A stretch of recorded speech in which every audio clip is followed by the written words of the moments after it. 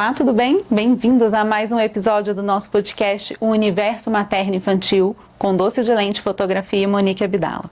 Hoje nós vamos falar de um tema super importante: como criar filhos emocionalmente inteligentes. Para isso, eu tenho o prazer de receber aqui a psicóloga Minara Dioli. Ela é terapeuta cognitiva comportamental, especialista no atendimento de crianças, adolescentes, adultos e o mais importante, ela é mãe da Aira. Bem-vinda, doutora Minara. Muito obrigada, viu? Quero agradecer o convite, né? Eu acho que é sempre muito importante a gente comunicar para as pessoas, ajudar as famílias com informação e falar desse tema tão importante, né? Que é a nossa proposta aqui de hoje, né, Monique? Com certeza. Vamos começar falando por que nós temos que ensinar os nossos filhos a reconhecer e a expressar as emoções. Os adultos, né, que são os pais, que é a nossa geração, foi uma geração que não teve muito acesso a expressar os seus sentimentos e emoções. Então era uma geração assim, né? Engole esse choro, por que você está chorando? Está chorando por causa disso? Tanta gente passando coisa pior, você vai chorar por causa disso? Então não tinha esse espaço. Então o que eu percebo, né? Tanto eu quanto a minha equipe lá do Espaço Acolher. A gente precisa trabalhar esses pais para que eles saibam lidar com as suas emoções, para que eles saibam ensinar as crianças a como lidar com as suas emoções. Então por que ensinar, né, essas crianças? Vamos pegar um exemplo aqui, Monique. Não sei se já aconteceu com você, mas já acontece com muitas pessoas, inclusive comigo também já aconteceu. Já às vezes a gente, sei lá, acordar esquisita, assim, nossa, hoje eu tô esquisita. O dia não tá bom, a gente não sabe por quê, mas a gente acordou atravessado. Isso, aí às vezes a gente chega no trabalho, as pessoas percebem que a gente não tá bem, e às vezes até comenta, né, não, Minara, você tá triste hoje, está energia baixa, o que está acontecendo? E às vezes a gente não consegue encontrar essa resposta, né? A gente fica assim mesmo, o que aconteceu? E aí a gente vai fazendo essa busca, né? O que aconteceu? E aí pensa para as crianças não têm essa reflexão, que para nós adultos que não tivemos isso lá atrás, né, na nossa trajetória, já é difícil a gente reconhecer como a gente está, né? Então, olha como é importante fazer esse trabalho com os adultos, com os pais, para que eles possam realmente ser o espelho aí para as crianças. E aí, por que a gente tem que fazer isso com as crianças?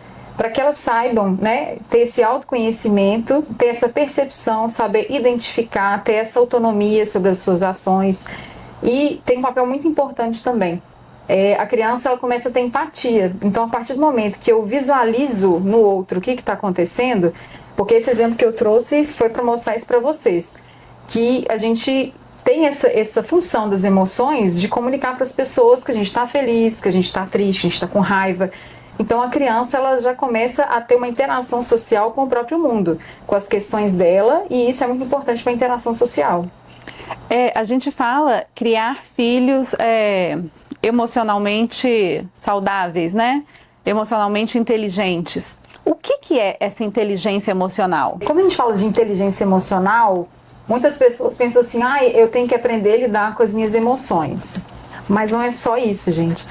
É um leque, né, de coisas que a gente tem que aprender, de capacidades que a gente precisa para analisar o que a gente está sentindo, né? Por que a gente está sentindo aquilo, como que a gente expressa as nossas emoções, às vezes tem uma pessoa específica que desperta emoções na gente, né? As nossas relações aí, e com aquela pessoa específica eu não sei lidar quando aquela emoção aparece, então às vezes ela vai aparecer numa intensidade diferente.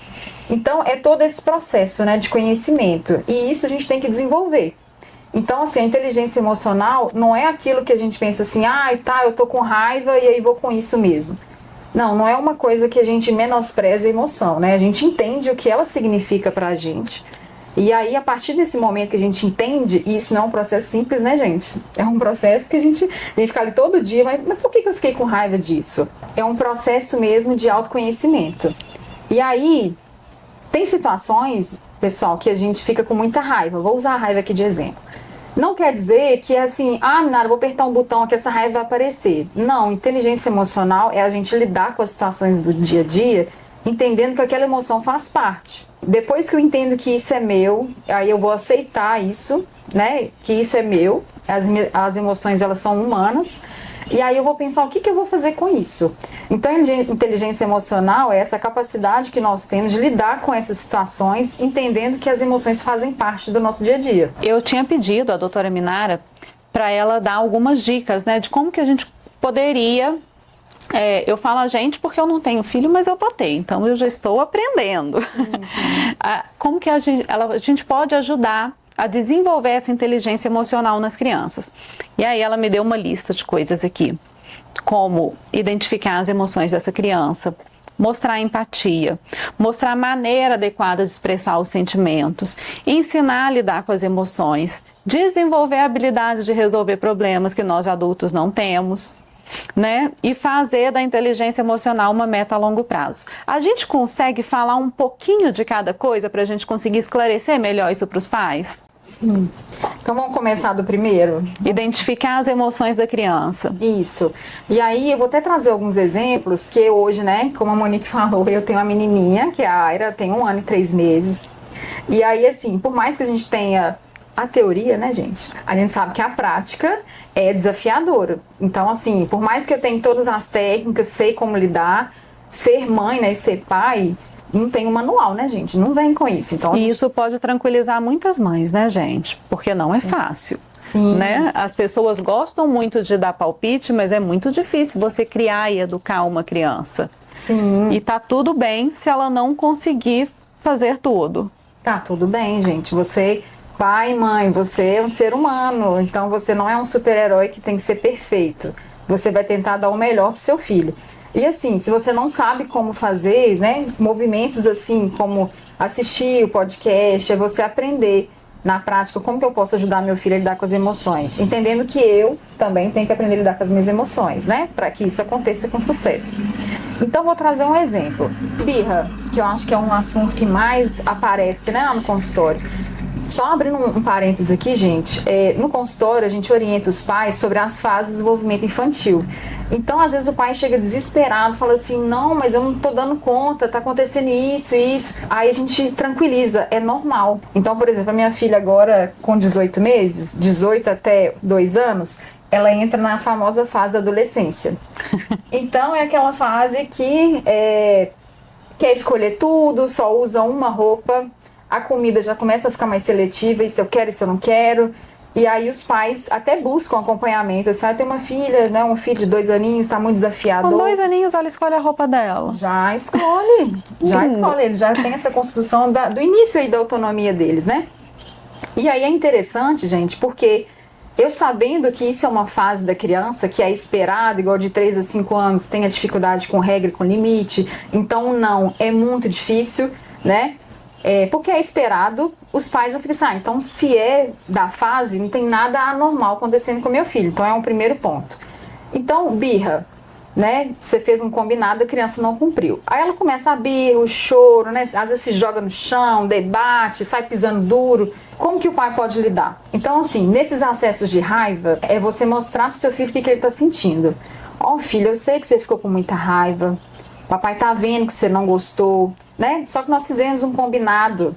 E às vezes, quando acontece um combinado e a gente tem que cumprir ele, e só que a gente não quer cumprir, a gente realmente sente raiva, né? Só que é o nosso combinado. Nesse momento a gente precisa fazer isso. A gente precisa parar de brincar, tomar um banho e ir para sua escola, porque agora é a hora da escola, né? Então, assim, você mostrar para a criança o que você sente é muito importante. É o que ela sente e o que você sente também é importante, né? Se alguém me perguntar assim, qual é o momento certo para poder falar das emoções com a criança? Aí, ó, desde a barriga. Então, assim, a mãe não está bem lá, né, gestante. Ela já tem essa conversa com o bebê. Olha, hoje a mamãe tá meio triste, mas não é com você, mamãe tá triste por esse motivo. Entende? Então, assim, o momento certo é desde que a criança já está presente na vida de vocês.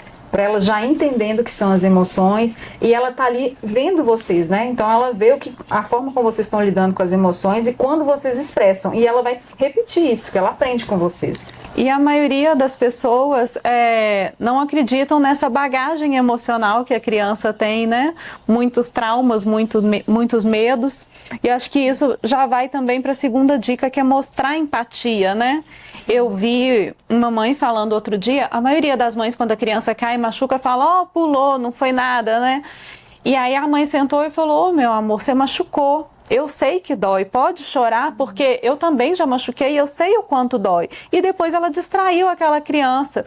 E me deu vontade de chorar também, gente, porque eu achei lindo, porque a maioria não mostra essa empatia em relação ao problema que aquela criança está vivendo. É um pouco do que a gente começou no início, né? Que não é permitido expressar as emoções. E quando a gente mostra para a criança, eu também sinto isso. Então, assim, quando eu fui levar minha filha para tomar uma vacina e ela chorou, que agora ela entende, né? Que na hora que ela chega lá, ela já sabe que alguma coisa vai acontecer. E aí eu falo assim, filha, dói mesmo, mamãe também toma vacina. Aí eu explico para ela qual é a função da vacina, né? Mamãe sabe que dói tudo, mas é importante por isso, por isso, por isso. Então a gente já constrói com a criança desde esses momentos, né? A lidar e a mostrar para ela que isso é normal, que todo mundo sente isso. E com isso ela vai aprendendo a lidar com as emoções e ela aprende a expressar os sentimentos dela da forma correta também. Ela não tem medo de falar, ela não tem medo, porque não tem aquilo mais que homem não chora, né? Que não pode. Sim, isso mesmo. E aí como que você desenvolve essas habilidades das crianças resolverem os problemas? Sim. Então, a partir do momento que você ensina a criança, né? Você nomeia as emoções para ela, mostra para ela que mamãe e papai também sentem isso. Aí você faz uma proposta para a criança. Filha, mas aí tá, é o nosso combinado. Nós temos que tomar banho e ir para a escola. O que a gente pode fazer? Então a gente cria possibilidades ali junto com a criança de como ela pode resolver esse problema para lidar com as emoções. Então assim, mas eu não gosto de negociar com meu filho. Às vezes é necessário para a gente até estimular essa criança a pensar, a criar estratégia para resolver os problemas dela. Então, por exemplo, se a criança vira e fala assim, mamãe, mas eu posso ficar mais 5 minutos assistindo? Aí você pode fazer um acordo com ela, 5 minutos, deu 5 minutos, nós vamos desligar a televisão e vamos pro banheiro, combinado? Combinado. Não faz mal esse acordo, a gente dá uma amolecida assim e deixar mais 5 minutinhos. Não, a questão é o contrário, né, que às vezes os pais acham que por ser rígido, autoritário, eu não quero ser amigo do meu filho, e aí isso a longo prazo, o que a criança vai entender? Que ela não pode ter vontade própria, ela não pode ser criativa, eu tenho que sempre fazer o que meus pais querem que eu faça. E como, aqui você colocou, faça a inteligência emocional uma meta a longo prazo, porque não tem como a pessoa, né, fazer uma sessão de terapia e chega em casa, aplica, agora meu filho é perfeito, ele tem agora inteligência emocional. Como que a gente faz essas metas a longo prazo? Como que a gente identifica se esse processo está correndo no prazo correto? Sim, isso é muito importante, porque hoje eu vejo que às vezes as referências de casa são outras pessoas. E eu falo muito com os pais, você tem que chamar seu filho para você. Então, se ele gosta de assistir um desenho, senta do lado dele, assiste com ele. Aí você aproveita alguma oportunidade, alguma situação que aconteceu no desenho, que tem a expressão de emoção, né? Às vezes é um vilão que faz uma coisa, e aí você pode usar aquele exemplo para poder trabalhar isso com seu filho. Olha como que ele agiu, né? Talvez se ele agisse dessa forma. E aí o filho pode trazer, não, papai, você viu como é que ele fez? Você viu como é que ele ficou com medo? Então, assim, a longo prazo é você usar essas oportunidades, né, essas situações do dia a dia para ensinar a criança a como lidar com as emoções. E sempre trazer isso como espaço de discussão. Eu converso muito com os pais no meu consultório, que eles têm que ser referência a essas crianças. Então, assim, quando ela tiver um problema que não está sabendo lidar com as emoções, hoje, né, Mônica, infelizmente a gente tem um número muito grande de crianças aí com diagnóstico de ansiedade, depressão. Então, assim, é você criar esse ambiente seguro com seu filho, para que quando ele precisar, ele saber que é você que ele vai procurar para pedir ajuda. E esse tratamento, geralmente, ele é feito em conjunto com os pais. Você atende os pais e a criança, atende separado só a criança, porque eu acho que você precisa também, né, cuidar desse lado emocional da família. Como que funciona esse atendimento? Sim, e o atendimento, às vezes, não é só com a família. Às vezes a gente tem que envolver a escola, né, porque a escola tem um papel muito importante na vida das crianças e adolescentes. Então, assim, a gente já começa o tratamento com os pais, para entender qual que é esse cenário, qual que é esse ambiente que essa criança, esse adolescente vive. E aí sempre intercalando, né, os pais com a criança, os pais com a criança. Porque não tem como você trabalhar somente a criança se você não tratar esse ambiente. Então eu tenho crianças que eu estou trabalhando a habilidade para lidar com as emoções, mas às vezes tem pais que têm dificuldade. E para os pais falarem sobre as emoções também ainda é um tabu. Ele chegar para a psicóloga Ele tá ali, ele acha que o filho dele tem problema. Eu acredito que a maioria das vezes é a mãe que leva até o consultório, né? E como que faz esses pais falarem dos medos, das fraquezas, da parte emocional deles, como que eles vão estar preparados para ajudar essa criança? Infelizmente, né, nós estamos aí numa evolução muito grande, mas ainda tem pessoas que acham que psicólogo é coisa de doido, né? Então, assim, pra que eu vou no psicólogo? Pra que eu vou levar Eu não meu filho preciso no psicólogo? disso. Mas é engraçado, quando a gente entra nesse cenário, que é um cenário que a gente cria de acolhimento, de que aqui tá tudo bem você ser você mesmo, aqui é um ambiente sigiloso, então é aqui que nós vamos falar sobre as suas fraquezas, porque a gente tá aqui em prol, é uma parceria para ajudar seu filho a desenvolver, a lidar com isso que está acontecendo com ele agora. Então, assim, eu vejo que tem uma evolução quando há esse ambiente seguro, né, para os pais se abrirem, falar realmente. E quando a gente traz também uma reflexão para eles começam a ter essa percepção, nossa, então isso está acontecendo por esse motivo, né? São ações minhas que eu preciso corrigir, aprender a lidar, talvez ser mais participativo com meus filhos, para que a gente tenha outro tipo de resultado. E eu vejo assim, na grande maioria, os pais, quando há essa percepção, eles têm se engajado no tratamento, sabe? E a gente consegue ver resultado com bastante sucesso, assim. Fico feliz em saber disso.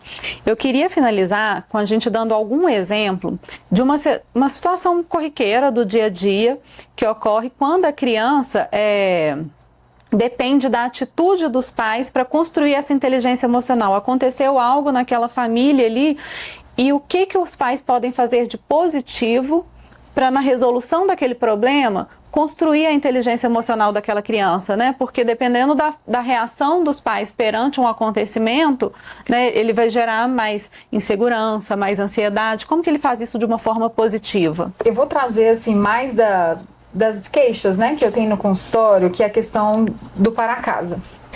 Eu acho que é um desafio dos pais. Então, assim, vamos pensar que a vida adulta não é tão fácil, né, gente? A gente tem que lidar com nossas demandas do trabalho, aí são relacionamentos com a família, aí é conjugal, né, com a esposa, com o marido, tudo. Questões financeiras. Então, assim, às vezes a gente chega em casa com todos esses problemas e aí pergunta pro filho, você fez para casa? Nossa, mamãe, tava esperando você chegar para fazer. Aí a mãe se desespera. Aí começa a briga. Como que você não fez para casa? Eu falei para você fazer para casa. Essa reação já é uma reação que a criança está ali assistindo e vendo. Nossa, olha como minha mãe está lidando com a frustração, quando as pessoas não fazem o que foi combinado a ser feito. Então, assim, falando assim, gente, é claro que é desenvolver, né? É todo dia eu ali me exercitar para eu chegar no ponto de falar, seu filho, por que você não fez? Ah, por isso isso. Então vamos sentar aqui, vamos conversar? Né? Eu vejo que o diálogo, ele tem, em algumas famílias, tem essa dificuldade, né, de sentar com os filhos e ter essa conversa para reforçar os combinados e as crianças entenderem, mas se eu não fizer um para casa, quais são as minhas consequências de não fazer um para casa?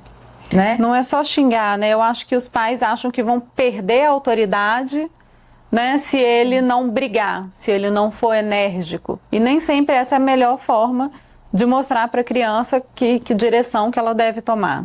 Sim. E eu não posso deixar de falar isso aqui, gente, que é muito importante. A nossa referência em relação aos nossos pais, a maioria, tá, gente? Não tô falando que... Não é uma regra. Existia uma comparação, então vou dar esse exemplo do para casa. Mas tá vendo, aí você não fez para casa, mas ó, fulano, seu primo lá, só tira nota boa. Ele é muito bom na escola, por que você não é igual a ele? Então, assim, tinha atitudes de comparação, de humilhação, de diminuir a criança, né? E aí, se a gente puder, né, começar a perceber, será que eu faço isso com meu filho? E começar a evitar ter esse tipo de comentários e comportamentos, porque isso tem um efeito muito grande nas crianças. Então, assim, às vezes elas até têm um problema de autoestima, e aí eu chego e escuto isso dos meus próprios pais, que são as minhas figuras de referência, né? As primeiras figuras de apego que eu tenho. Então, se minha mãe e meu pai já falam que eu não vou dar conta, que eu sou burro, que eu não sou esforçado, eu sou burro e não vou dar conta, sou Ela esforçada. Recebe aquilo como uma verdade, né? Sim, e leva isso para a vida inteira. Então, se você é uma pessoa que vai ter muita dificuldade de conseguir conquistar os sonhos, objetivos na vida, porque ela levou isso né, como uma verdade para ela. Então é só a gente pensar nisso, assim, como eu estou tratando as minhas situações com base nas minhas emoções e como meus filhos estão interpretando isso também. Doutora Minara, eu gostaria muito de agradecer por essa conversa hoje, ela foi esclarecedora. Apesar das pessoas ainda acharem, né, que não precisam de psicólogo, eu acho que na formação de qualquer família a gente precisa da ajuda de um profissional. A gente não vê os nossos problemas como uma pessoa de fora vê, né? E não é vergonha pedir ajuda, muito pelo contrário, é necessário. A gente não sabe tudo, a gente tem muita coisa para aprender e eu gostaria muito de agradecer.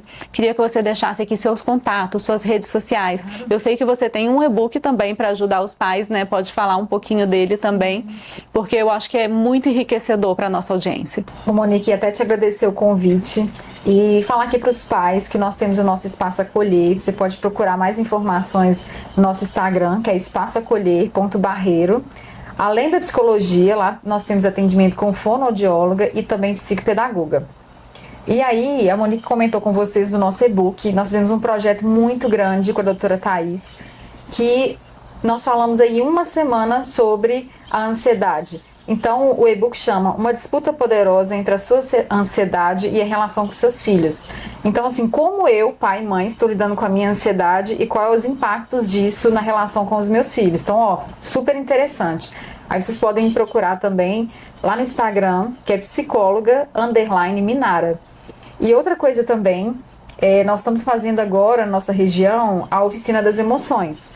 Então, para você, pai e mãe, que tem sentido que seu filho precisa aprender a lidar com as suas emoções, né, saber identificar, reconhecer, aprender estratégias de como lidar com as emoções, lá também vocês vão ter mais informações sobre a nossa oficina que vai acontecer agora em novembro. Então, ó, tá todo mundo convidado. Só uma coisinha antes de encerrar. Numa conversa anterior que eu tive com a doutora Minara, ela me falou que muitas crianças dessa oficina de emoções questionaram se não vai ter para os pais. Então a gente vê a importância de trabalhar esse assunto. Se a criança identificou que aquilo fez bem para ela e que ela precisa levar para os pais, realmente é uma afirmação do quanto esse tema é importante. Eu espero ter ajudado muito. Por mais que o nosso tempo seja breve, a gente tentou esclarecer o máximo de pontos possíveis. Não deixa de tirar as dúvidas, de acompanhar, de procurar ajuda. Curte esse vídeo, compartilha, salva e fique de olho nos próximos episódios. Até mais!